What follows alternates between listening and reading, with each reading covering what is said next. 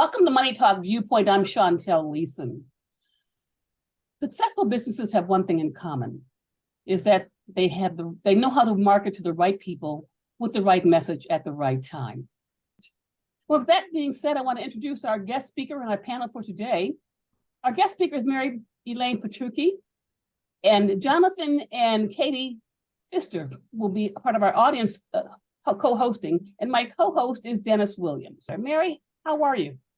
I'm great, Chantel. How are you today? Very well. My topic that the three of us will be talking about is communication.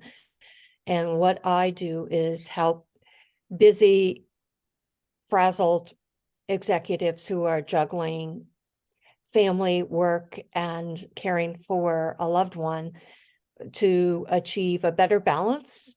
Dennis?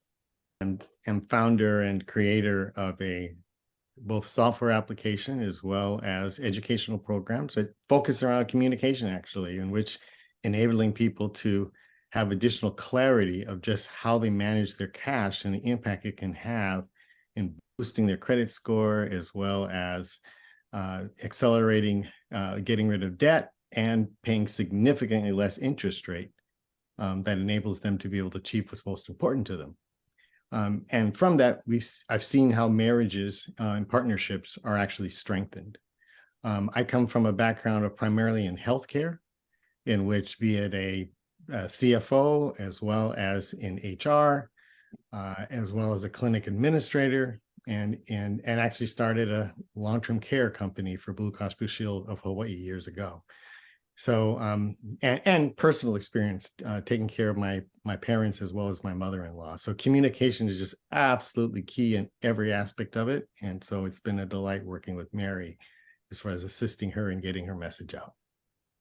This is an impromptu at this point. We weren't expecting this, but I'm going to introduce Jonathan and Katie Pfister, because they are working in the long-term care. Well, they're working in the insurance business. I'll let them explain it to you, but they have to be comfortable communicating with people.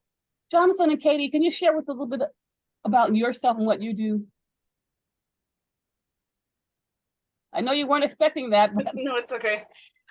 So yes, we do health and life insurance, and so we will help people enroll into health plans. One of our primary focuses is on Medicare. And a lot of the time that we do actually find clients sometimes that are not prepared for long-term care. And then we do have some that do have long-term care plans. So that's part of our relationship in this, is that we do offer long-term care and we help people figure out what those needs might be. Okay. Jonathan, don't hide that. I mean, yes, all of that. And really, it's really important and how to communicate and who are we talking to, the kids, the spouse, the brother, the sister, and trying to navigate through that minefield, not to say the right thing or say the wrong thing, and to be well versed within the different scopes of long-term, short-term, home health, all that different variables within that space. So we help and we sit down at kitchen tables primarily and walk people through that.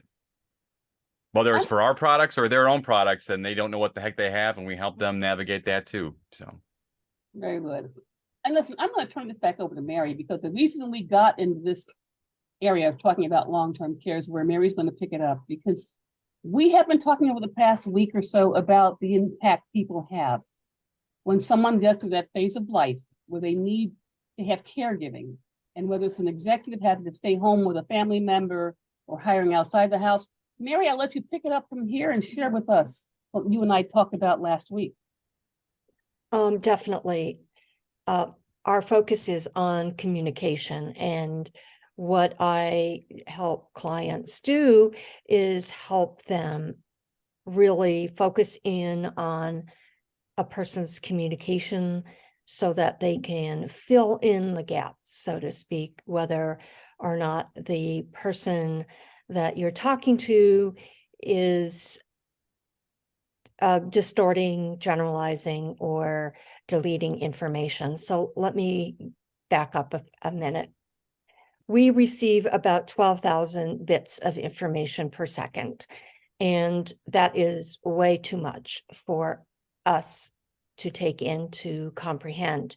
So our unconscious mind starts putting all the information through filters, which we call distortions, deletions, or generalizations.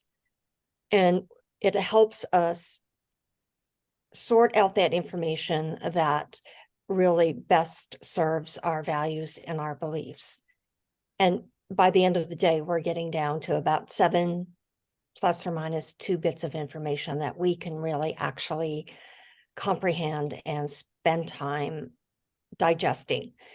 So by going through these 3 different filters of generalization, distortion, and deletion, a person may say something and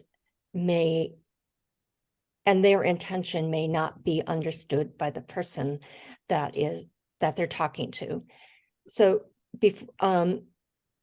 let me give you an example. So deep structure, our unconscious mind supports a specific thought that we have, and then that gets generalized to a thought.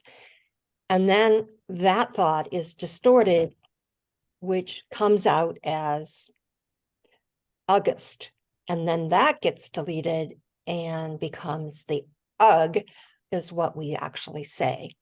So we're trying, what I do and what I'm suggesting to our audience is to really help the person that they're talking to fill in the information that they've either generalized, distorted, or deleted.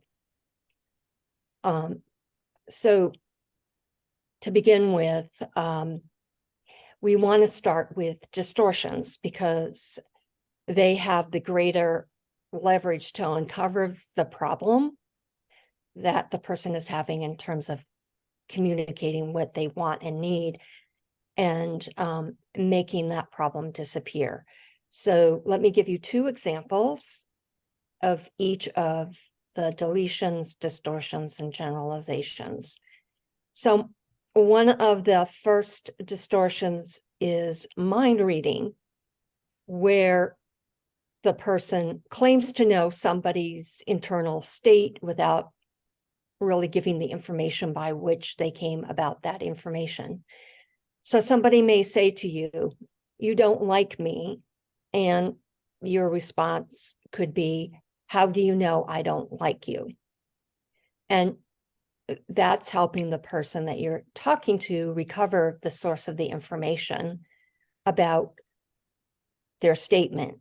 You don't like me because you make me feel a certain way, or I heard someone state that you had said this about me in a different situation. Another